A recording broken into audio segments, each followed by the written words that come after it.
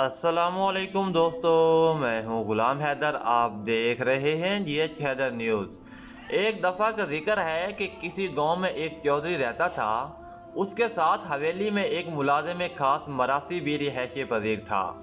मालिक और नौकर एक ऐसी सोस्तुल वजूद कौम से तल्लुक़ रखते थे जो ठहरे हुए पुरसकून मजाज की मालिक थी और आज का काम कल पर छोड़ने की आदी थी। एक दिन चौधरी पकोड़े खाने के बाद अखबार से बने लिफाफे के मुताले में मसरूफ़ था। इसने खबर पढ़ी कि महकमा ज़राअत ने जदीद पीमानकारी के ज़रिए गंदम का ऐसा बीज ईजाद किया है जो दुगनी फसल देता है। चौधरी ने मुलाजमीन को इकट्ठा करके नए बीज के मुतल्लिक सलाह मशवरा शुरू किया। सलाह मशवरे की मुख्तलिफ नशिस्तें जारी रहीं और आखिर एक साल बाद गंदम का बीज मज़कूरा बोने का फ़ैसला हो गया। फसल बोने का मौसम करीब आया तो चौधरी ने मुलाजिम खास को बीज लाने के लिए शहर भेजा।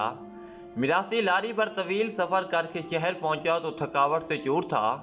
वो शहर में अपने एक अजीज़ के घर गया ताकि चंद दिन आराम करके सफ़र की थकावट दूर करे और बीज खरीद कर वापसी का इरादा करे। मिरासी को शहर में मुख्तलिफ अजीज़ों और दोस्तों के यहाँ आराम करने और बत्तियाँ शतियाँ देखते एक साल का अरसा गुजर गया। आखिर जब दोबारा फसल काश्त करने का मौसम आया तो चौधरी को मिरासी की याद आई। उसने एक और नौकर को शहर भेजा ताकि मिरासी को ढूंढ कर लाए। दरअसल चौधरी को रिवायत से हटकर फसल बोने की जल्दी पड़ गई थी, जैसे कुछ लोगों को बिजली चोरों के खिलाफ कार्रवाई करने की जल्दी होती है।